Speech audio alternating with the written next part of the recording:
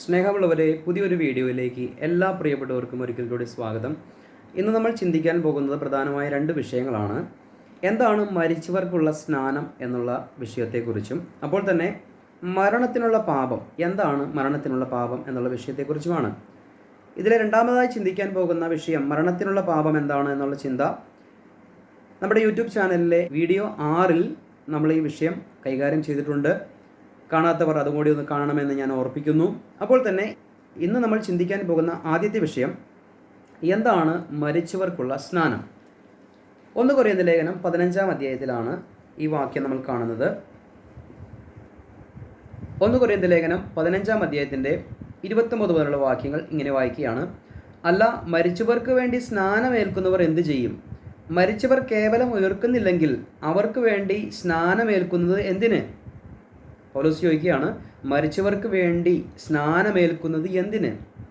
ഇവിടെ പ്രത്യേകം പറയുകയാണ്, അല്ല, മരിച്ചവർക്ക് വേണ്ടി സ്നാനമേൽക്കുന്നവർ എന്ത് ചെയ്യും?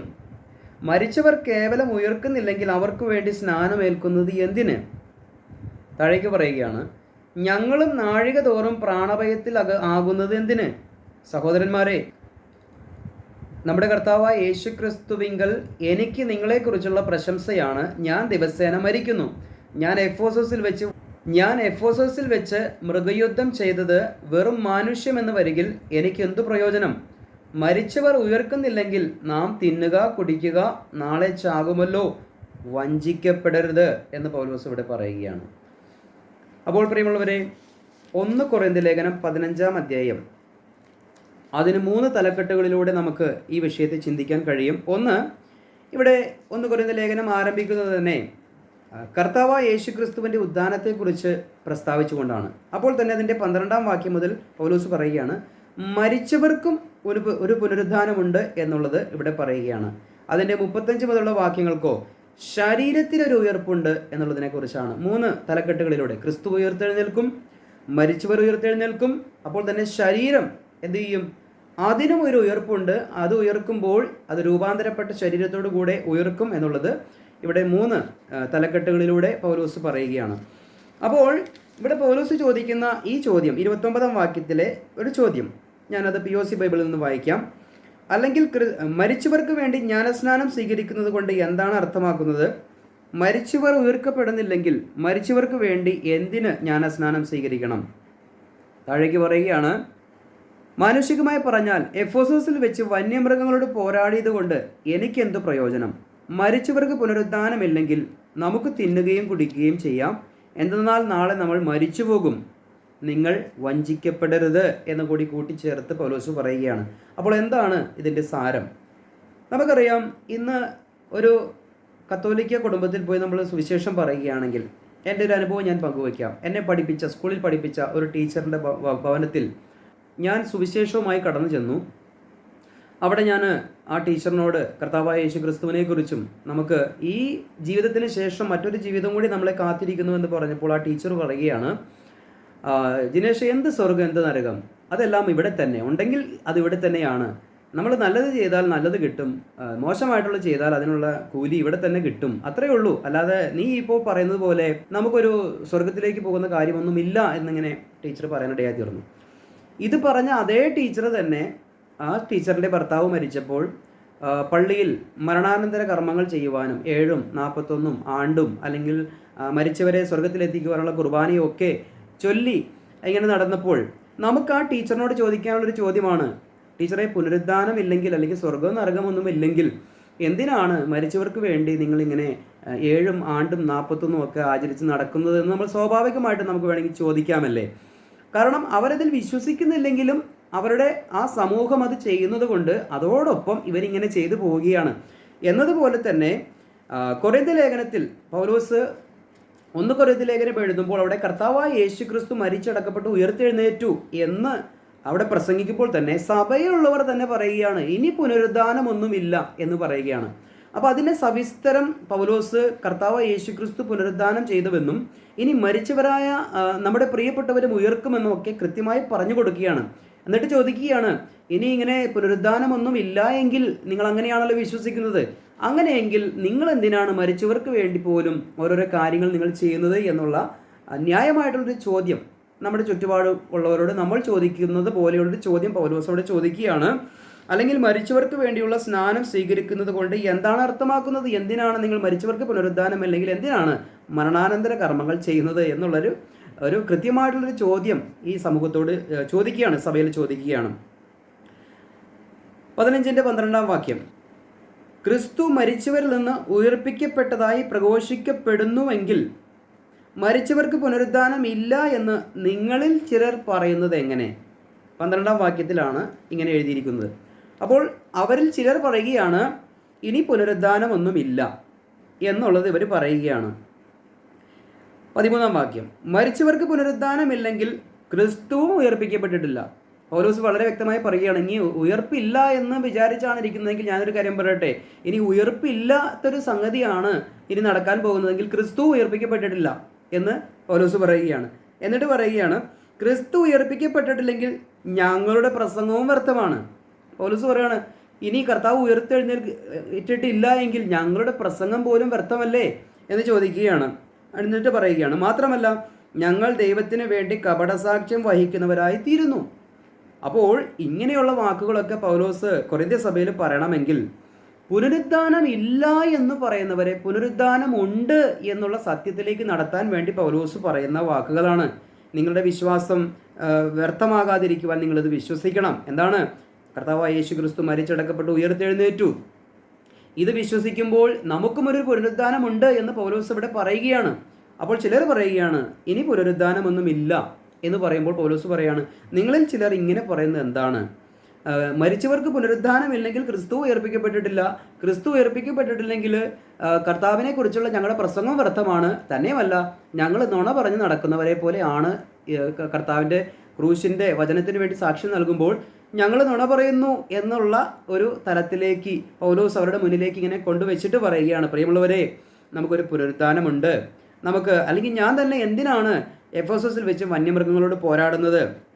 നമുക്ക് ഉയർപ്പില്ല എങ്കിൽ, മരിച്ചവർ ഉയർക്കുന്നില്ല എങ്കിൽ നമുക്ക് തിന്നുക, കുടിക്കുക, നാളെ നമ്മൾ മരിച്ചു പോകുമല്ലോ. അപ്പോൾ നമുക്ക് ഇഷ്ടമുള്ളതൊക്കെ തിന്നും കുടിച്ചും ജീവിച്ചും സന്തോഷിച്ചും സുഖിച്ചും ഈ ലോകത്ത് നിന്ന് മാറിപ്പോവുക, അതല്ലേ ചെയ്യേണ്ടത്? എന്നിട്ട് താഴെ പറയാണ്, പൗലോസ് പറയാണ്, നിങ്ങൾ വഞ്ചിക്കപ്പെടരുത് എന്ന് പറഞ്ഞാൽ എന്താ അർത്ഥം? നിങ്ങളിപ്പോൾ തെറ്റിദ്ധരിക്കപ്പെട്ട് വഞ്ചനയിൽ അകപ്പെട്ടിരിക്കുകയാണ്. പുനരുദ്ധാനം ഇല്ല എന്നുള്ള ചിന്താഗതിയിൽ നിങ്ങൾ അകപ്പെട്ടിരിക്കുകയാണ്. അതുകൊണ്ട് പുനരുദ്ധാനമുണ്ട്, മരിച്ചവരെ ഉയർപ്പിക്കുന്ന ഒരു ദിവസമുണ്ട് എന്നുള്ളത് പൗലോസോട് പറയുകയാണ്. വിശുദ്ധ ലൂക്കോസ് എഴുതിയ സുവിശേഷം 20-ാം അധ്യായത്തിൻ്റെ 37-ാം വാക്യത്തിൽ പറയുകയാണ്, മോശ പോലും മുൾപ്പടർപ്പിങ്കൽ വെച്ച് കർത്താവിനെ അബ്രാഹത്തിൻ്റെ ദൈവമെന്നും ഇസ്ഹാക്കിൻ്റെ ദൈവമെന്നും യാക്കോബിൻ്റെ ദൈവമെന്നും വിളിച്ചുകൊണ്ട് മരിച്ചവർ ഉയർക്കുമെന്ന് കാണിച്ചു തന്നിട്ടുണ്ട്. ഇവിടെ മരിച്ചവർ ഉയർക്കുമെന്ന് ഇവിടെ കാണിച്ചു തന്നിട്ടുണ്ട് എന്ന് മോശയുടെ ദൃഷ്ടാന്തമായി കർത്താവ് എടുത്തു പറയുകയാണ്. അപ്പോൾ നമുക്ക് ഇപ്പോൾ ഒരു കാര്യം മനസ്സിലായി, മരിച്ചവർക്ക് പുനരുദ്ധാനമുണ്ട് എന്നുള്ളത് കർത്താവായ യേശു ക്രിസ്തുവും പറഞ്ഞു, മരിച്ചവർക്ക് പുനരുദ്ധാനമുണ്ട് എന്നുള്ളത് പൗലോസും പറയുകയാണ്. അപ്പോൾ തന്നെ മരിച്ചവർക്ക് പുനരുദ്ധാനം ഉണ്ടായിരിക്കെ പുനരുദ്ധാനം ഇല്ല എന്ന് പറയുന്നവർ തന്നെ എന്ത് ചെയ്യുകയാണ്? ചിലർ മരിച്ചവർക്ക് വേണ്ടി സ്നാനം കഴിക്കുകയാണ്, മരിച്ചവർക്ക് വേണ്ടി കർമാചാരങ്ങൾ ചെയ്യുകയാണ്. അപ്പോൾ ഇതിലൊന്നും വിശ്വസിക്കാത്തവർ പോലും ഇങ്ങനെ ചെയ്യുമ്പോൾ പൗലോസ് വീണ്ടും ചോദിക്കുകയാണ്, നിങ്ങൾ എന്തിനാണ് അങ്ങനെയാണെങ്കിൽ പുനരുദ്ധാനം ഇല്ല എങ്കിൽ നിങ്ങൾ എന്തിനാണ് മരിച്ചവർക്ക് വേണ്ടി ഇങ്ങനെയുള്ള കർമാചാരങ്ങളൊക്കെ ചെയ്യുന്നത് എന്നുള്ള ഒരു മറുപടി, ഒരു ചോദ്യം അവിടെ ചോദിക്കുകയാണ്. അപ്പോൾ തന്നെ മരിച്ചവർക്ക് വേണ്ടി എന്തെങ്കിലും കർമാചാരങ്ങൾ ചെയ്യണമെന്നല്ല പൗലോസോട് പറഞ്ഞിരിക്കുന്നത്. അത് നമുക്ക് അങ്ങനെ മനസ്സിലാക്കാൻ സാധിക്കും. ന്യായപ്രമാണം മുഴുവനും അരച്ച് കലക്കി കുടിച്ചൊരു മനുഷ്യനാണ് പൗലോസ്. അപ്പോൾ മരിച്ചതിന് ശേഷം മരിച്ചവന് വേണ്ടി എന്തെങ്കിലും ഒരു കർമാചാരമോ സ്നാനമോ പെട്ടാൽ അല്ലെങ്കിൽ ചെയ്താൽ അവരെ സ്വർഗത്തിൽ എത്തിക്കാൻ പറ്റുമെന്നുള്ളൊരു പഠിപ്പിക്കൽ ബൈബിൾ പഠിപ്പിക്കുന്നില്ല, പൗലോസ് അത് പഠിപ്പിക്കുന്നില്ല. കാരണം ഇവിടെ നമുക്ക് ശ്രദ്ധിക്കാം, ലേവ്യ പുസ്തകം 19-ാം അധ്യായത്തിൻ്റെ 28-ാം വാക്യം, മരിച്ചവരെ പ്രതി നിങ്ങളുടെ ശരീരത്തിൽ മുറിവുണ്ടാക്കരുത്, ദേഹത്ത് പച്ച കുത്തുകയും അരുത്, ഞാനാണ് കർത്താവ്.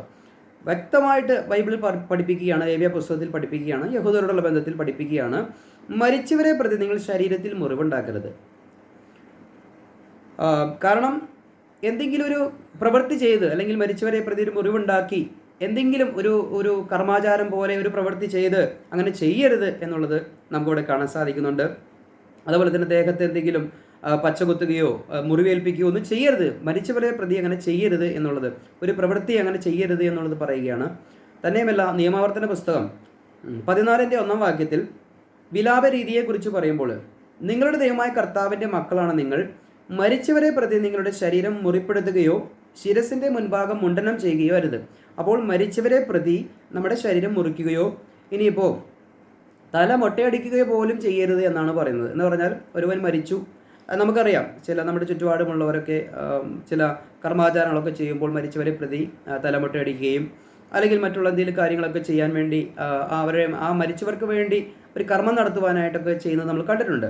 അപ്പോൾ അങ്ങനെ ഒന്നും ചെയ്യരുത് എന്നുള്ളത് ഇസ്രായേലിനോട് ദൈവം വളരെ വ്യക്തമായി പറഞ്ഞു കൊടുത്തിട്ടുണ്ട്.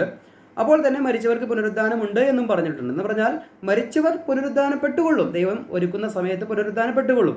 അതിനിടയിൽ അവരെ സ്വർഗത്തിലേക്ക് കയറ്റുവാനോ സ്വർഗത്തിൽ നിന്ന് എന്തെങ്കിലും പ്രൊമോഷൻ ലഭിക്കുവാനോ ഇവിടെ ആയിരിക്കുന്ന നമുക്ക് മരിച്ചവർക്ക് വേണ്ടി ഒന്നും ചെയ്യുവാൻ സാധ്യമല്ല, അല്ലെങ്കിൽ അത് ചെയ്യേണ്ട കാര്യമില്ല എന്നുള്ളത് ബൈബിൾ പറയുകയാണ്.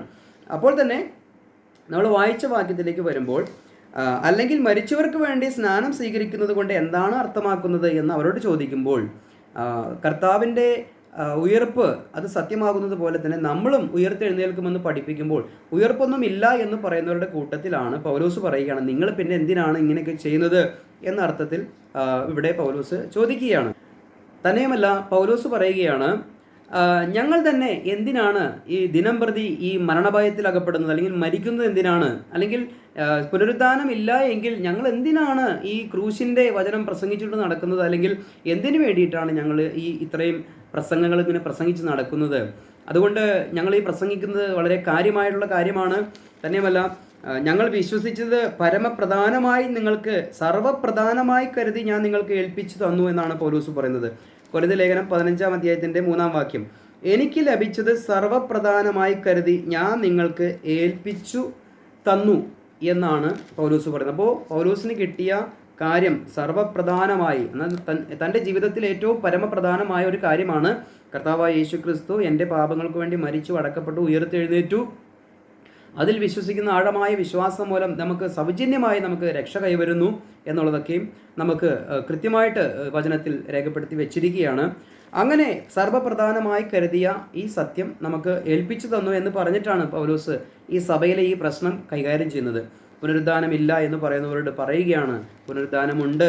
പുനരുദ്ധാനമില്ല എങ്കിൽ ക്രിസ്തു ഉയർപ്പിക്കപ്പെട്ടിട്ടില്ല, ഞങ്ങളുടെ പ്രസംഗവും വ്യർത്ഥമാണ്, തന്നെയല്ല ഞങ്ങൾ വെറും നുണ പറയുന്നവരാണ്, ഞങ്ങളിങ്ങനെ വെറുതെ ഇല്ലാത്ത കാര്യം പ്രസംഗിച്ച് നടത്തിയിട്ട് ഞങ്ങൾക്ക് എന്ത് പ്രയോജനം എന്നുള്ളൊരർത്ഥത്തിൽ പൗലോസ് അവിടെ ചോദിക്കുകയാണ്. അപ്പോൾ തന്നെ ഇത്രയും കഷ്ടതകൾ മരിച്ചവർക്ക് പുനരുദ്ധാനം ഉള്ളത് കൊണ്ടാണ് ഞങ്ങൾ ചെയ്യുന്നത് എന്നുള്ള ഒരർത്ഥം കൂടി ഈ വചനഭാഗത്ത് നമുക്ക് കാണാൻ സാധിക്കുന്നുണ്ട്. ഇതിനെ മറ്റൊരു തലത്തിൽ ചിന്തിച്ചു കഴിഞ്ഞാൽ ഇവിടെ 1 കൊരിന്ത്യർ ലേഖനം 15-ാം അധ്യായത്തിൻ്റെ 29-ാം വാക്യത്തിൽ നമുക്കറിയാം, സ്നാനം എന്ന് പറഞ്ഞാൽ അനേകം സ്നാനങ്ങളെക്കുറിച്ച് നമുക്കറിയാം. എന്ന് പറഞ്ഞാൽ യഹൂദൻ്റെ ശാളന കർമ്മങ്ങൾ, പാദം കഴുകൽ, അല്ലെങ്കിൽ അങ്ങനെയുള്ള തളിപ്പ് സ്നാനം, മുഴുകൽ സ്നാനം, അല്ലെങ്കിൽ കഴുകൽ സ്നാനം, ഇങ്ങനെയുള്ള സ്നാനങ്ങളും, അല്ലെങ്കിൽ കർത്താവായ യേശുക്രിസ്തു പഠിപ്പിച്ച പിതാവിൻ്റെയും പുത്രൻ്റെയും പരിശുദ്ധാത്മാവിൻ്റെ നാമത്തിൽ നിങ്ങൾ സ്നാനം ഏൽപ്പിൻ എന്ന് പറയുന്ന സ്നാനം, സ്നാപയോഹന്നാൻ്റെ സ്നാനം, അതിനുശേഷം കൃപായുഗത്തിൽ വെളിപ്പെട്ട പരിശുദ്ധാത്മ സ്നാനം, ഇങ്ങനെ നിരവധിയായ സ്നാനങ്ങളെക്കുറിച്ച് നമ്മൾ കേട്ടിട്ടുണ്ട്. അപ്പോൾ ചില സ്നാനത്തിൽ ജലമില്ല, ചില സ്നാനത്തിൽ പരിശുദ്ധാത്മാവിൻ്റെ സ്നാനമാണ്. അങ്ങനെ നിരവധിയായിട്ടുള്ള സ്നാനങ്ങളെ നമുക്ക് കാണുന്നുണ്ട്. അപ്പോൾ തന്നെ അഗ്നിയാലുള്ള സ്നാനത്തെക്കുറിച്ച് പറയുന്നുണ്ട്. അപ്പോൾ തന്നെ കർത്താവായ യേശുക്രിസ്തു തനിക്ക് ഏൽക്കുവാനുള്ള മരണത്തെക്കുറിച്ച് പറയുമ്പോൾ എനിക്കൊരു സ്നാനം സ്വീകരിക്കുവാനുണ്ട് എന്ന് പറയുന്ന ഒരു സ്നാനം, എന്ന് പറഞ്ഞാൽ താൻ മരിക്കുക എന്നുള്ള ഒരു കാര്യത്തെക്കുറിച്ചും സ്നാനം എന്നാണ് പറഞ്ഞിരിക്കുന്നത്. അപ്പോൾ ഇവിടെ പൗലോസ് പറയുന്ന മരിച്ചവർക്ക് വേണ്ടിയുള്ള സ്നാനം എന്ന് പറയുമ്പോൾ നമുക്ക് വേണമെങ്കിൽ ഇങ്ങനെ കൂടി ചിന്തിക്കാം, മരിച്ചവർക്ക് പുനരുദ്ധാനം ഉണ്ട്, അതുകൊണ്ട് പൗലോസ് എന്ത് ചെയ്യുകയാണ്, കഷ്ടമെന്ന സ്നാനം പൗലോസ് സ്വീകരിക്കുകയാണ്. എന്ന് പറഞ്ഞാൽ നമ്മളും ഇപ്പോൾ ഞാൻ യൂട്യൂബിലൂടെ ഇത് സുവിശേഷം നിങ്ങളെ അറിയിക്കുമ്പോൾ എനിക്ക് വേണമെങ്കിൽ ഇത് അറിയിക്കാതെ എനിക്ക് എൻ്റെ തൊഴിൽ ചെയ്ത് എൻ്റെ കുടുംബമായി എനിക്ക് ജീവിക്കാം, സന്തോഷമായി ജീവിക്കാനുള്ള സ്വാതന്ത്ര്യം എനിക്കുണ്ട്. പക്ഷേ ഞാൻ എന്തുകൊണ്ടാണ് ഈ സത്യം നിങ്ങളോട് പറഞ്ഞു തരുന്നത്? കാരണം നമുക്ക് ഒരു പുനരുദ്ധാനമുണ്ട്, അല്ലെങ്കിൽ മരിച്ചു കഴിഞ്ഞാൽ ഈ മരണാനന്തരം ഒരു ജീവിതമുണ്ട് എന്നുള്ള കൃത്യമായിട്ടുള്ള ഉപദേശം സത്യവചനം നമ്മളെ പഠിപ്പിക്കുന്നത് കൊണ്ടാണ് ആരും നഷ്ടപ്പെട്ടു പോകരുത് എന്നുള്ള ആഴമായ ആഗ്രഹത്തിലാണ് ഈ കാര്യങ്ങളൊക്കെ പഠിപ്പിക്കുന്നത്. മനസ്സിലായോ? അതുകൊണ്ട് ഈ സത്യങ്ങൾ ഗ്രഹിച്ച നമ്മളിത് പഠിപ്പിക്കുന്നത്, ആ കഷ്ടം അനുഭവിക്കുന്നത് ഒരു തരത്തിൽ ഒരു സ്നാനം തന്നെയാണ്. കർത്താവ് ക്രൂശിൽ മരിക്കുന്നത് ഒരു സ്നാനമായിരുന്നുവെങ്കിൽ നമ്മൾ ഈ സുവിശേഷത്തിന് വേണ്ടി കഷ്ടത എന്ന് പറയുന്ന ഒരു അനുഭവത്തിലൂടെ കടന്നു പോകുന്നതും ഒരർത്ഥത്തിൽ ഒരു സ്നാനമായിട്ട് നമുക്ക് വേണമെങ്കിൽ ചിന്തിക്കാം. ഇങ്ങനെ രണ്ട് തരത്തിലും നമുക്ക് ഈ വചനഭാഗത്തെ നമുക്ക് ചിന്തിക്കാം. എങ്കിലും കുറച്ചുകൂടി ഞാൻ പ്രാരംഭമായി പറഞ്ഞ കാര്യം തന്നെയാണ് അതിന് കൃത്യമായിട്ടുള്ളൊരു ഉപദേശം. ചുരുക്കത്തിൽ മരിച്ചവർക്കൊരു പുനരുദ്ധാനമുണ്ട്. ആ പുനരുദ്ധാനത്തെ മുൻനിർത്തിയാണ് പൗലോസ് ഈ 15-ാം അധ്യായം കൈകാര്യം ചെയ്യുന്നത്. ഞാൻ പ്രാരംഭത്തിൽ പറഞ്ഞുവല്ലോ, ഇവിടെ ക്രിസ്തുവിൻ്റെ ഉദ്ധാനത്തെക്കുറിച്ചും മരിച്ചവരുടെ ഉദ്ധാനത്തെക്കുറിച്ചും ശരീരത്തിൻ്റെ ഉയർപ്പിനെക്കുറിച്ചും കൃത്യമായി പ്രതിപാദിപ്പിച്ചിരിക്കുന്ന ഒരു അധ്യായമാണ് 1 കൊരിന്ത്യർ ലേഖനം 15-ാം അധ്യായം. അതിൽ തന്നെയാണ് പുനരുദ്ധാന നിരകളെക്കുറിച്ചും പറഞ്ഞിട്ടുണ്ട്. അപ്പോൾ തന്നെ അന്ന് വരെ മിസ്റ്ററി ഗോസ്പൽ, കൃപയുടെ സുവിശേഷത്തിൽ വെളിപ്പെട്ട റാപ്ചറിനെ കുറിച്ചും ആ അധ്യായത്തിൽ തന്നെയാണ് പറഞ്ഞിരിക്കുന്നത്. കാരണം ഉയർപ്പ് സംഭവിക്കുന്നത് ലോകത്തുള്ള എല്ലാ മനുഷ്യരും ഒന്നിച്ചല്ല ഉയർത്തെഴുന്നേൽക്കുന്നത്. ആദ്യഫലം ക്രിസ്തു, പിന്നെ ക്രിസ്തുവിൻ്റെ വരവിൽ അവനുള്ളവർ എന്ന് പറയുമ്പോൾ തന്നെ താഴേക്ക് പറയുമ്പോൾ ഞാൻ ഇനി നിങ്ങളോടൊരു മർമ്മം പറഞ്ഞു തരാം എന്ന് പറഞ്ഞിട്ട് പറയുകയാണ്, ഇതാ ഞാൻ നിങ്ങളോടൊരു രഹസ്യം പറയുന്നു, നാം എല്ലാവരും നിദ്ര പ്രാപിക്കുകയില്ല. അവസാന കാഹളം മുഴങ്ങുമ്പോൾ കണ്ണമിക്കുന്നത്ര വേഗത്തിൽ നാം എല്ലാവരും രൂപാന്തരപ്പെടും. എന്തെന്നാൽ കാഹളം മുഴങ്ങുകയും മരിച്ചവർ അക്ഷയരായി ഉയർപ്പിക്കപ്പെടുകയും നാം എല്ലാവരും രൂപാന്തരപ്പെടുകയും ചെയ്യും. പൗലോസ് പറയുകയാണ്, ആദ്യഫലം ക്രിസ്തു, ക്രിസ്തുവിൻ്റെ വരവിൽ അവനുള്ളവർ എന്ന് കോമൺ ആയിട്ടുള്ള, അല്ലെങ്കിൽ യഹൂദൻ്റെ വിശ്വാസമനുസരിച്ചുള്ള, അല്ലെങ്കിൽ യഹൂദൻ്റെ ദൈവരാജ്യ പദ്ധതിയുടെ അടിസ്ഥാനത്തിലുള്ള കാര്യങ്ങളെ പറഞ്ഞു വന്നിട്ട് പറയുകയാണ്. 52-ാം വാക്യത്തിലേക്ക് വരുമ്പോൾ പറയുകയാണ്, ഇനി ഞാനൊരു രഹസ്യം നിങ്ങൾക്ക് പറഞ്ഞു തരാം, നാം എല്ലാവരും നിദ്ര പ്രാപിക്കുകയില്ല എന്ന് പറഞ്ഞിട്ട് പറയാം. റാപ്ചറിനെ കുറിച്ച് അവിടെ പ്രതിപാദിക്കുകയാണ്. അപ്പോൾ പുനരുദ്ധാന നിരകളുണ്ട്. താൻ്റെ നിരയിൽ ഓരോരുത്തരും പുനരുദ്ധാനം ചെയ്തുകൊള്ളും. അപ്പോൾ തന്നെ ദുഷ്ടനായാലും നീതിമാനായാലും അവനൊരു പുനരുദ്ധാനമുണ്ട് എന്നുള്ളത് പൗലോസ് ഇവിടെ സമർത്ഥിക്കുകയാണ്. അങ്ങനെ പുനരുദ്ധാനം ഇല്ല എന്ന് വിശ്വസിക്കുന്നവരുടെ ഇടയിൽ പോലും അവർക്ക് കർമാചാരങ്ങളുണ്ട്, അവരത് ചെയ്യുന്നുണ്ട്. അപ്പോൾ പുനരുദ്ധാനം ഇല്ലെങ്കിൽ നിങ്ങൾ എന്തിനാണ് ഇതൊക്കെ ചെയ്യുന്നത് എന്നുള്ള ഒരു ആശയമാണ് മരിച്ചവർക്കുള്ള സ്നാനം എന്ന് പറയുന്ന ഈ വിഷയത്തെക്കുറിച്ച് എനിക്ക് പറയാനുള്ളത്. അപ്പോൾ തന്നെ ആത്മീകമായി മരിച്ചു കിടക്കുന്ന ഈ ജനത്തിനു വേണ്ടി ഒരു കഷ്ടതയുടെ ഒരു സ്നാനം എന്ന് പറയുന്ന ഒരു അനുഭവം കൂടി സുവിശേഷകരായ, അല്ലെങ്കിൽ ഈ വചനം പ്രസംഗിക്കുന്നവർ അനുഭവിക്കുന്നുണ്ട്. അല്ലെങ്കിൽ അതോടുള്ള ബന്ധത്തിലും നമുക്ക് വേണമെങ്കിൽ അങ്ങനെ ചിന്തിക്കാം.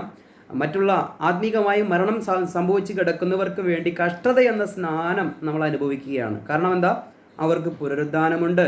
വിശ്വസിക്കാത്തവരെ ഇത് പറഞ്ഞ് മനസ്സിലാക്കി വിശ്വസിപ്പിക്കുവാൻ ഇടയാക്കുന്ന രീതിയിൽ നമ്മൾ സുവിശേഷീകരണം ചെയ്യുമ്പോൾ ആത്മനാ മരിച്ചു കിടക്കുന്നവർ, ദൈവമായി യാതൊരു ബന്ധമില്ലാതെ ഇരിക്കുന്നവർ, അവരെ വീണ്ടും ആ പുനർജീവനത്തിൻ്റെ അനുഭവത്തിലേക്ക് കൊണ്ടുവരുവാൻ കഷ്ടത എന്ന സ്നാനം നമ്മളും സ്വീകരിക്കേണ്ടത് ആവശ്യമാണ് എന്നുള്ള അർത്ഥത്തിൽ നമുക്ക് ഈ തിരുവചനത്തെ നമുക്ക് ചിന്തിക്കുവാൻ കഴിയണം. അടുത്തത് നമ്മൾ ചിന്തിക്കാൻ പോകുന്നത് മരണത്തിനുള്ള പാപം. എന്താണ് മരണത്തിനുള്ള പാപം എന്നുള്ള വിഷയത്തെക്കുറിച്ചാണ്. നമുക്ക് ആ വാക്യം കാണുന്നത് 1 യോഹന്നാൻ 5-ാം അധ്യായത്തിൻ്റെ 16-ാം വാക്യത്തിലാണ്. സഹോദരൻ മരണത്തിനല്ലാത്ത പാപം ചെയ്യുന്നത് ആരെങ്കിലും കണ്ടാൽ അപേക്ഷിക്കാം, ദൈവം അവന് ജീവനെ കൊടുക്കും.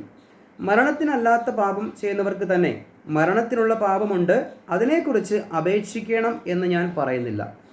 ഇവിടെ പ്രത്യേകമായി പറയുകയാണ്, മരണത്തിനുള്ള പാപമുണ്ട്, അപ്പോൾ തന്നെ മരണത്തിനല്ലാത്ത പാപവുമുണ്ട്. എന്താണ് ഇതിൻ്റെ അർത്ഥം? എന്തെങ്കിലും ഒരു പ്രത്യേക പാപം ചെയ്താൽ നമ്മൾ മരിച്ചു പോകുമെന്നാണോ ഇതിൻ്റെ അർത്ഥം? അല്ലെങ്കിൽ മറ്റെന്തെങ്കിലും ആണോ ഈ വാക്യത്തിൻ്റെ രത്നചുരുക്കമായി അല്ലെങ്കിൽ അർത്ഥമായി കരുതിയിരിക്കുന്നത് എന്നുള്ളത് നമ്മൾ മനസ്സിലാക്കേണ്ടത് ആവശ്യമാണ്. വിശുദ്ധ യോഹന്നാൻ എഴുതിയ സുവിശേഷം 8-ാം അധ്യായത്തിൻ്റെ 24-ാം വാക്യത്തിൽ പറയുകയാണ്, നിങ്ങൾ നിങ്ങളുടെ പാപങ്ങളിൽ മരിക്കും എന്ന് ഞാൻ നിങ്ങളോട് പറഞ്ഞു. എന്തെന്നാൽ ഞാൻ തന്നെ എന്ന് വിശ്വസിക്കുന്നില്ലെങ്കിൽ നിങ്ങൾ നിങ്ങളുടെ പാപങ്ങളിൽ മരിക്കും. അപ്പോൾ കർത്താവ് പറയുകയാണ്, ഞാൻ തന്നെ എന്ന് വിശ്വസിച്ചില്ല എങ്കിൽ, എന്ന് പറഞ്ഞാൽ നിങ്ങളുടെ മുൻപിൽ നിൽക്കുന്ന യേശു ക്രിസ്തു, യേശുവാണ് മശിഹ എന്ന്, അല്ലെങ്കിൽ ദൈവപുത്രനാണെന്ന്, നിങ്ങളുടെ രക്ഷകനാണെന്ന്, അല്ലെങ്കിൽ കർത്താവ് യേശു ക്രിസ്തു പറയുന്ന കാര്യങ്ങൾ വിശ്വസിക്കാൻ കഴിയുന്നില്ല എങ്കിൽ നിങ്ങൾ നിങ്ങളുടെ പാപങ്ങളിൽ മരിക്കും. അപ്പോൾ തന്നെ കർത്താവ് പറഞ്ഞ കാര്യം മനസ്സിലാക്കുന്ന അല്ലെങ്കിൽ അംഗീകരിക്കുന്നവർ അവർ ജീവനിലേക്കും കടക്കുമെന്നുള്ളത് കർത്താവിൻ്റെ വാക്കുകളിൽ നമുക്കിവിടെ മനസ്സിലാക്കാൻ സാധിക്കുന്നുണ്ട്. പ്രിയമുള്ളവരെ, മരണത്തിനുള്ള പാപം എന്ന് പറഞ്ഞാൽ ഓരോരോ കാലഘട്ടത്തിലും, എന്ന് പറഞ്ഞാൽ ഉൽപ്പത്തി മുതൽ വെളിപ്പാട് വരെ നമ്മൾ പരിശോധിക്കുമ്പോൾ 2 വാക്യ ശകലങ്ങളാണ് നമ്മൾ വായിച്ചത്. യോഹന്നാൻ എഴുതിയ 1-ാം ലേഖനത്തിൽ നിന്നും അതിൻ്റെ 5-ാം അധ്യായത്തിൻ്റെ 16-ാം വാക്യവും, അപ്പോൾ തന്നെ യോഹന്നാൻ എഴുതിയ സുവിശേഷത്തിൽ നിന്ന് 8-ാം അധ്യായത്തിൻ്റെ 24-ാം വാക്യവുമാണ് നമ്മൾ വായിച്ചത്. അവിടെ നിന്നൊരു കാര്യം മനസ്സിലായി, മരണത്തിനുള്ള പാപമുണ്ട്. അപ്പോൾ തന്നെ ഞാൻ തന്നെ എന്ന് വിശ്വസിക്കുന്നില്ല എങ്കിൽ, കർത്താവ് യേശുക്രിസ്തു ആരെന്ന് നിങ്ങൾ വിശ്വസിക്കുന്നില്ല എങ്കിൽ, അല്ലെങ്കിൽ അംഗീകരിക്കുന്നില്ല എങ്കിൽ, നിങ്ങളുടെ പാപത്തിൽ നിങ്ങൾ മരിക്കുമെന്ന് യഹൂദന്മാരോട് കർത്താവ് അവിടെ പറയുന്നതായിട്ട് കാണുന്നുണ്ട്. അപ്പോൾ ഉൽപ്പത്തി പുസ്തകം മുതൽ പഠിക്കുമ്പോൾ, ഏദൻ തോട്ടത്തിൽ സംഭവിച്ച കാര്യങ്ങളെക്കുറിച്ച് പഠിക്കുമ്പോൾ, അവിടെ മരണത്തിനുള്ള പാപം എന്ന് പറയുന്നത് മറ്റു ചില സംഗതികളായിരുന്നു. അപ്പോൾ തന്നെ നോഹയുടെ കാലത്ത് മനുഷ്യൻ്റെ മരണത്തിനുള്ള പാപം എന്ന് പറയുന്നത് മറ്റൊരു പാപമായിരുന്നു. അപ്പോൾ തന്നെ മോശയുടെ ന്യായപ്രമാണ കാലഘട്ടത്തിൽ മനുഷ്യൻ്റെ മരണത്തിനുള്ള പാപം എന്ന് പറയുന്നത് മറ്റു ചില കാര്യങ്ങളായിരുന്നു. അപ്പോൾ തന്നെ കർത്താവായ യേശു ക്രിസ്തു ഭൂമിയിൽ വന്നപ്പോൾ മരണത്തിനുള്ള, അല്ലെങ്കിൽ നിങ്ങൾ മരിക്കും എന്ന് പറയുന്നതിനുള്ള കാരണങ്ങൾ മറ്റു ചിലതായിരുന്നു. എന്നാൽ കൃപായുഗ സുവിശേഷത്തിലോ നമുക്ക് ജീവൻ കിട്ടാതെ പോകുന്നത് ഈ കൃപയുടെ സുവിശേഷം ഏറ്റെടുക്കാത്തത് മൂലമാണ് എന്നുള്ളത് നമുക്ക് മനസ്സിലാക്കാം. ഇനി വരാനിരിക്കുന്ന പീഡാകാലം, റാപ്ചറിന് ശേഷം കടന്നു വരാനിരിക്കുന്ന പീഡാകാലത്തിലും അവിടെ നമുക്കറിയാം, അവിടെ ചില നിയമങ്ങളൊക്കെയുമുണ്ട്. അതനുസരിക്കാതെ വരുമ്പോൾ, അത് ദൈവത്തിൻ്റെ കൽപ്പനകളെ സ്വീകരിക്കാതെ വരുമ്പോഴാണ് അവിടെയും മരണത്തിനുള്ള പാപമായി തീരുന്നത്. അങ്ങനെ നമ്മൾ ഉൽപ്പത്തി മുതൽ വെളിപ്പാട് വരെ പരിശോധിക്കുമ്പോൾ വ്യത്യസ്തമായ കാര്യങ്ങളാണ് മരണത്തിനുള്ള പാപമായി തീരുന്നത്. അത് ശരീരത്തിലായിരിക്കുമ്പോൾ നമ്മൾ ചെയ്യുന്ന എന്തെങ്കിലും പാപനിമിത്തമല്ല നമ്മൾക്ക് രക്ഷ നഷ്ടപ്പെടുന്നത്, അല്ലെങ്കിൽ നമുക്ക് ജീവൻ കാണാതെ പോകുന്നത്. അതെന്താണെന്ന് നോക്കുമ്പോൾ, ഏദൻ തോട്ടത്തിൽ ഈ പഴം തിന്നരുത്, തിന്നുന്ന നാളിൽ നീ മരിക്കുമെന്നുള്ള നിയമമാണ്. അപ്പോൾ ദൈവം കാലാകാലങ്ങളിൽ അറിയിച്ചു കൊടുത്ത രക്ഷാമാർഗത്തെയും ഉപദേശത്തെയും തള്ളിക്കളയുന്നതാണ് മരണത്തിനുള്ള പാപം എന്നുള്ളത് നമുക്കറിയാം. അപ്പോൾ തന്നെ നോഹയുടെ കാലത്ത് പെട്ടകമുണ്ടാക്കുന്നു, നിങ്ങളിതിൽ കയറി രക്ഷപ്പെട്ടുകൊള്ളുക. അതിൽ കയറാത്തവരാണ് മരിച്ചുപോയത്. കയറിയവരും കയറാത്തവരും ഒരേ രീതിയിൽ ജഡത്തിൽ വസിച്ചപ്പോൾ പല തെറ്റുകളും കുറ്റങ്ങളും ചെയ്തിട്ടുണ്ട്. പക്ഷേ ദൈവം ഒരുക്കിയ രക്ഷയിലേക്ക് അവർ കയറാൻ പറഞ്ഞപ്പോൾ കയറിയവർ രക്ഷപ്പെട്ടു, കയറാത്തവരോ അവർ നഷ്ടപ്പെടുവാനിടയായിത്തീർന്നു. അപ്പോൾ അവർക്ക് മരണകരമായ പാപമായി തീർന്നത് എന്താണ്? ദൈവം ഒരുക്കിയ രക്ഷാമാർഗത്തിൽ കയറിയില്ല എന്നുള്ളതാണ് അവർക്ക് മരിക്കുവാനിടയായിത്തീർന്ന കാര്യം. അപ്പോൾ തന്നെ ന്യായപ്രമാണത്തിലോ മോശയുടെ കീഴിൽ ഒരു നിയമം ദൈവം കൊടുത്തു. ആ നിയമം അനുസരിച്ച് ഇത് ചെയ്യുന്നവൻ ഇതിനാൽ ജീവിക്കുമെന്ന് പറഞ്ഞു. എന്നാൽ ആ നിയമത്തിൽ നിൽക്കാതെ ഇതിനെ തള്ളിക്കളഞ്ഞതുകൊണ്ട് എന്ത് സംഭവിച്ചു? അവരിൽ പലരും മരണം കാണുവാനിടയായിത്തീർന്നു, നിത്യ മരണത്തിലേക്ക് അവർ തള്ളപ്പെടുവാനിടയായിത്തീർന്നു. അപ്പോൾ തന്നെ കർത്താവായ യേശു തന്നെ മശിഹ എന്ന് വിശ്വസിച്ചാൽ, അല്ലെങ്കിൽ അവർ മാനസാന്തരപ്പെട്ട് പാപങ്ങളേറ്റു പറഞ്ഞ് ജലത്തിൽ സ്നാനം സ്വീകരിച്ച് യേശു തന്നെ മശിഹ എന്ന് വിശ്വസിച്ചിരുന്നുവെങ്കിൽ അവർക്ക് രക്ഷ കിട്ടിയേനെ. പക്ഷേ അതുപോലും നമുക്കറിയാം, യഹൂദന്മാർ പുറകെ നടന്ന യേശുവിനെ കൊല്ലുവാനും കളിയാക്കുവാനും പരിഹസിക്കുവാനും ഇങ്ങനെ പുറകെ നടന്ന ചരിത്രം നമുക്കറിയാം. അപ്പോസ്തലന്മാരത് പ്രസംഗിച്ചപ്പോൾ അവരെ മാട്ടിയോടിച്ച കാഴ്ച നമുക്ക് കാണാൻ സാധിക്കുന്നുണ്ട്. ഇങ്ങനെ ഇവിടെ വായിച്ചതുപോലെ, നിങ്ങളുടെ പാപങ്ങളിൽ നിങ്ങൾ മരിക്കും എന്ന് ഞാൻ നിങ്ങളോട് പറയുന്നു, എന്തെന്നാൽ ഞാൻ തന്നെ എന്ന് വിശ്വസിക്കുന്നില്ലെങ്കിൽ നിങ്ങൾ നിങ്ങളുടെ പാപത്തിൽ മരിക്കും. കണ്ടോ, യേശുവിനെ രക്ഷിതാവായി സ്വീകരിക്കുന്ന മാത്രയിൽ അവർക്ക് ജീവനിലേക്ക് കടക്കുവാനുള്ള മാർഗമുണ്ടായിരുന്നു. പക്ഷേ യേശുവിനെ അംഗീകരിക്കാതെ പോയതാണ് അവിടെ അവർക്ക് മരണകരമായ പാപമായി പോയത്. അല്ലാതെ അവർ എന്തെങ്കിലും ശരീരത്തിൽ ആയിരുന്നപ്പോൾ ചെയ്ത എന്തെങ്കിലും ഒരു പാപമല്ല അവരെ നരകത്തിലേക്ക് തള്ളുവാൻ ഇടയായിത്തീർന്നത്. യേശുക്രിസ്തുവിനെ അംഗീകരിച്ചില്ല എന്നുള്ളൊരു കാര്യമാണ്. അപ്പോൾ തന്നെ പ്രിയമുള്ളവരെ, ഇന്ന് നിലവിലുള്ളത് മറഞ്ഞിരുന്നൊരു മാർമിക സത്യത്താൽ കൃപായുഗ സുവിശേഷം നമുക്ക് വെളിപ്പെട്ടു. ഈ സുവിശേഷത്താൽ കർത്താവായ യേശുക്രിസ്തു എൻ്റെ പാപത്തിന് വേണ്ടി മരിച്ചു, അടക്കപ്പെട്ടു, ഉയർത്തെഴുന്നേറ്റു എന്നുള്ള സത്യം ഗ്രഹിക്കുമ്പോൾ അതിനെ അംഗീകരിച്ച് സ്വീകരിക്കുന്നവർക്കാണ് ഇന്ന് രക്ഷയുള്ളത്. മറ്റൊന്നിലും രക്ഷപ്പെടുവാൻ സാധ്യമല്ല എന്നുള്ളതാണ് നമുക്ക് കാണാൻ സാധിക്കുന്നത്.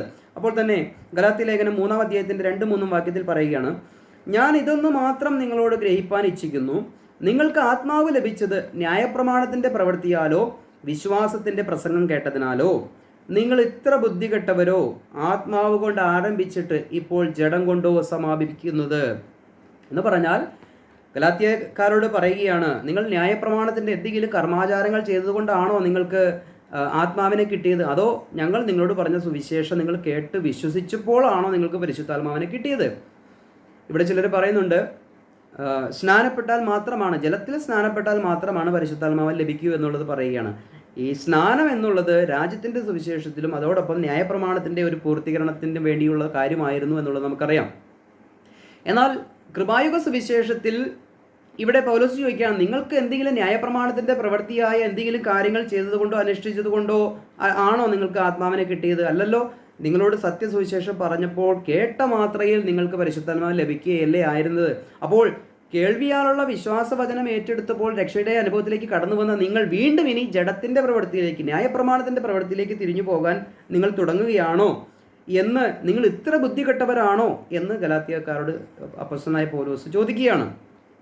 അപ്പോൾ ഒരു കാര്യം നമുക്ക് വ്യക്തമാണ്, മരണത്തിനുള്ള പാപം എന്ന് പറയുന്നത് ഇന്ന് ദൈവം ഒരുക്കിയിരിക്കുന്ന കൃപയുടെ സുവിശേഷം, സൗജന്യമായ ദൈവം രക്ഷ തരാമെന്ന് പറയുമ്പോൾ ഈ സൗജന്യ രക്ഷ ഏറ്റെടുക്കാതെ എന്തെങ്കിലും കൂടി പ്രവർത്തിച്ചാലേ രക്ഷയാവൂ എന്ന് പറഞ്ഞാൽ അവരും മരണകരമായ പാപത്തിന് കീഴിലാണ്. കാരണം ദൈവത്തെ പൂർണ്ണമായി വിശ്വസിക്കാതെയാണ് നിങ്ങൾ ഇനി എന്തെങ്കിലും പ്രവൃത്തി കൂടി ചെയ്യുന്നത്. നിങ്ങൾ ദൈവത്തെ പൂർണ്ണമായി വിശ്വസിക്കുന്നുവെങ്കിൽ നോഹയുടെ കാലത്ത് പെട്ടകത്തിൽ കിടക്കാൻ പറഞ്ഞപ്പോൾ പെട്ടകത്തിൽ കിടക്കേണ്ടവരായിരുന്നവർ, അവർ കടന്നില്ല, അവർക്ക് നാശം സംഭവിച്ചു. എന്നതുപോലെ തന്നെ യേശുക്രിസ്തുവിൽ വിശ്വസിച്ചാൽ നിനക്ക് രക്ഷയുണ്ടെന്ന് പറയുമ്പോൾ യേശുവിനെ തള്ളിക്കളഞ്ഞതുകൊണ്ടാണ് അവർക്ക് രക്ഷപ്പെടാൻ കഴിയാതെ പോയത് എന്ന് നമുക്കറിയാം. ഇവിടെ ഇതാ കൃപയാൽ സൗജന്യമായി 100% സൗജന്യ രക്ഷ ദൈവം തരാമെന്ന് പറയുമ്പോൾ, വിശ്വാസം വഴിയുള്ള രക്ഷയിലേക്ക് നിങ്ങൾ കടക്കുമെന്ന് പറയുമ്പോൾ, ഇല്ല കർത്താവെ, ഞങ്ങൾ വിശ്വസിക്കുക മാത്രമല്ല ചില പ്രവൃത്തി കൂടി ചെയ്താലേ ഞങ്ങൾക്ക് രക്ഷ തന്നാൽ മതി എന്ന് ഡിമാൻഡ് വെക്കുന്നവർ ദൈവത്തെ ഒരു തരത്തിൽ അവിശ്വസിക്കുകയാണ് എന്നുള്ളതാണ് എനിക്ക് നിങ്ങളോട് പറയാനുള്ളത്. അതുകൊണ്ട് കർത്താവ് 100% സൗജന്യമായി പ്രവൃത്തി കൂടാതെയുള്ള രക്ഷ എന്ന് പറഞ്ഞാൽ ഒരു പ്രവൃത്തിയും, അടിസ്ഥാനപരമായി ജലസ്നാനം പോലും ആവശ്യമില്ലാതെ കൃപയാലുള്ള രക്ഷ ഏറ്റെടുക്കുവാൻ ദൈവം തന്നിരിക്കുകയാണ്. ദൈവം തരുന്ന രക്ഷ അങ്ങനെ തന്നെ ഏറ്റെടുക്കുന്നതല്ലേ നല്ലത്. അവിടെയാണ് അനുസരണം ബലിയേക്കാൾ ശ്രേഷ്ഠം. ദൈവത്തെ അനുസരിക്കുമ്പോൾ നമുക്ക് സൗജന്യമായി രക്ഷ ലഭിക്കുകയാണ് കൃപായുഗത്തിൽ. എന്നാൽ അത് ഏറ്റെടുക്കാതെ എന്തെങ്കിലും പ്രവർത്തിച്ച് രക്ഷ നേടാമെന്ന് നിങ്ങളുടെ മനസ്സിൽ വ്യാമോഹമുണ്ടെങ്കിൽ അവിടെ അത് മരണകരമായ പാപമായി തീരും എന്നുള്ളത് എൻ്റെ പ്രിയപ്പെട്ടവർ മനസ്സിലാക്കണം. എന്നാൽ കൃപായുഗം കഴിഞ്ഞാൽ, നമ്മൾ ഇന്ന് സഭ റാപ്ചറായി സ്വർഗത്തിലേക്ക് എടുക്കപ്പെട്ട് കഴിഞ്ഞാൽ, ഇവിടെ വീണ്ടും മരണത്തിനുള്ള പാപമുണ്ട്, മരണത്തിനല്ലാത്ത പാപമുണ്ട് എന്ന് യോഹന്നാന്റെ ലേഖനത്തിൽ പറയുന്നു. അതെന്താണ്? ഇന്ന് കൃപായുഗത്തിൽ രക്ഷിക്കപ്പെടുന്നത് പോലെ വളരെ എളുപ്പമല്ല മഹാപീഠകാലത്ത് രക്ഷിക്കപ്പെടുവാൻ. അവിടെ രക്തസാക്ഷിയായി മരിക്കേണ്ട ആവശ്യകതയുണ്ട്. തന്നെയുമല്ല, ജാതികൾക്ക് അവിടെ രക്ഷപ്പെടുവാൻ വളരെ ചാൻസ് കുറവാണ്. ഓപ്ഷനുണ്ട്, പക്ഷേ രക്ഷപ്പെടാൻ വളരെ പ്രയാസമാണ്. കാരണം ദൈവം അത് ഇസ്രായേലിനെ ശുദ്ധീകരിക്കുവാൻ വേണ്ടി ഒരുക്കിയിരിക്കുന്ന സമയമാണ്. ജാതികൾക്ക് വേണ്ടി 2000 വർഷം ദൈവം അനുവദിച്ചു. ഈ കാലഘട്ടത്തിൽ ആർക്ക് വേണമെങ്കിലും സൗജന്യമായ രക്ഷയിലേക്ക് കടന്നു വരാം. കൃപായുഗം കഴിഞ്ഞു കഴിഞ്ഞാൽ ഇനി ദൈവം ജാതികളുടെ പുറകെ എല്ലാ രക്ഷയ്ക്കായി നടക്കുന്നത് യഹൂദനെ ശുദ്ധീകരിക്കുന്ന കാലഘട്ടമാണ്. അവിടെ ദൈവം പറയുകയാണ്, 666 മുദ്ര സ്വീകരിക്കരുത്, ദൈവത്തിൻ്റെ ക്രോധം അവരുടെ മേലുണ്ടാകും, രാപ്പകൽ അവർ ദണ്ഡനം അനുഭവിക്കേണ്ടി വരും, അവസാനം വരെ പിടിച്ചു നിൽക്കണം എന്നുള്ള സുവിശേഷത്തിന് മുൻപിൽ അവിടെ പിടിച്ചു നിൽക്കാൻ കഴിയാത്തൊരു സാഹചര്യം വരുമ്പോൾ, ദൈവത്തിൻ്റെ രക്ഷ ഏറ്റെടുക്കാൻ കഴിയാതെ ഈ ലോകത്തുനിന്ന് അനേകർ നിത്യമരണത്തിലേക്ക് അല്ലെങ്കിൽ മരണകരമായ പാപത്തിൽ അകപ്പെട്ട് അവർ നഷ്ടപ്പെട്ടു പോകാൻ ഇടയുണ്ട്. അപ്പോൾ എൻ്റെ പ്രിയപ്പെട്ടവർക്ക് മരണകരമായ പാപം അല്ലെങ്കിൽ മരണത്തിനിടയുള്ള പാപം എന്താണെന്ന് മനസ്സിലായി കാണുമെന്ന് വിശ്വസിക്കുന്നു. ചുരുക്കത്തിൽ ദൈവം അതാത് കാലങ്ങളിൽ ഒരുക്കിയിരിക്കുന്ന രക്ഷ എന്തെന്ന് കൃത്യമായി മനസ്സിലാക്കി അത് ഏറ്റെടുത്ത് രക്ഷിക്കപ്പെടുക എന്നുള്ളതാണ് ഒരു ബുദ്ധിമാൻ ചെയ്യേണ്ടത്. മറിച്ച് ദൈവം ഒരുക്കിയിരിക്കുന്ന രക്ഷയെ ബുദ്ധി കൊണ്ടും ന്യായപ്രമാണത്തെ കൊണ്ടും അത് മിക്സ് ചെയ്ത് അത് പഠിച്ച് പ്രവൃത്തിയാലുകൂടി ഇനി നീതീകരിക്കപ്പെടുകയുള്ളൂ എന്ന് ചിന്തിച്ചാൽ ദൈവത്തിൻ്റെ മുൻപിൽ അത് അനുസരണക്കേടായി തീരും. അതുകൊണ്ട് അനുസരിക്കുന്നത് ഏറ്റവും അനുഗ്രഹമാണ്. അപ്പോൾ തന്നെ ഈ കൃപായുഗത്തിൽ രക്ഷിക്കപ്പെടുവാൻ മറ്റൊരു പ്രവൃത്തിക്കും സാധ്യമല്ല. നമുക്കിന്ന് രക്ഷിക്കപ്പെടണമെങ്കിൽ കർത്താവായ യേശുക്രിസ്തു എൻ്റെ പാപത്തിന് വേണ്ടി മരിച്ചു, അടക്കപ്പെട്ടു, ഉയർത്തെഴുന്നേറ്റു. അത് ഞാൻ ആഴമായി വിശ്വസിക്കുമ്പോൾ ആ വിശ്വസിക്കുന്ന മാത്രയിൽ തന്നെ പരിശുദ്ധാത്മാവിൻ്റെ മുദ്രയാൽ നമ്മളെ വീണ്ടെടുപ്പിൻ്റെ നാൾ വരെ മുദ്രയിടുകയും പരിശുദ്ധാത്മാവിനാൽ നമ്മെ സ്നാനം കഴിപ്പിച്ച് ക്രിസ്തുവിൻ്റെ ശരീരമാകുന്ന സഭയോട് ചേർക്കുകയും മധ്യാകാശത്തിൽ കർത്താവ് വരുമ്പോൾ നാം കണ്ണുമിക്കുന്നത്ര വേഗത്തിൽ രൂപാന്തരപ്പെട്ട് നാം സ്വർഗത്തിലേക്ക് എടുക്കപ്പെടുകയും ചെയ്യും. Praise the Lord. ഇതാണ്, ഈ ഒരു രീതിയിലൂടെയാണ് ഇന്ന് രക്ഷയുള്ളത്. അതുകൊണ്ട് വ്യത്യസ്തമായ കാലയളവിൽ വ്യത്യസ്തമായ രക്ഷാമാർഗങ്ങളായിരുന്നുവെങ്കിൽ ഇന്ന് ഉള്ള രക്ഷ എന്ന് പറയുന്ന രക്ഷ കൃപയുടെ സുവിശേഷത്താലുള്ള രക്ഷയാണ്. അത് ഏറ്റെടുക്കുക, അല്ലെങ്കിൽ അത് മരണത്തിനുള്ള പാപമായി തീരും. ഏറ്റെടുക്കാൻ കഴിഞ്ഞില്ല എങ്കിൽ മരണത്തിനുള്ള പാപമായി തീരുമെന്ന് എൻ്റെ പ്രിയമുള്ളവർ ചിന്തിക്കുക.